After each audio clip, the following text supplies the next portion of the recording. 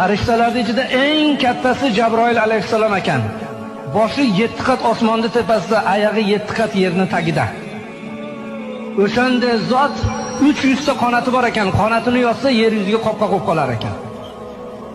Qanoti bir-biriga o'xshamas ekan. Xudoga aytdi: "Ey Alloh, mendan ham chiroyli maxluq yaratganmisan?" dedi. "Yo'q, faqat seni yaratdim" dedi. O'sha Jabroil alayhissalom shuni shukronasiga 2 rakat namoz o'qidi. Birinchi rakatida o'ng oyog'ini qo'yib, chap oyog'ini ko'tarib 20 ming yil turdi deydi.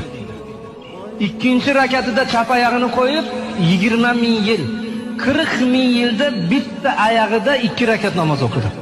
40 ming yil ketdi.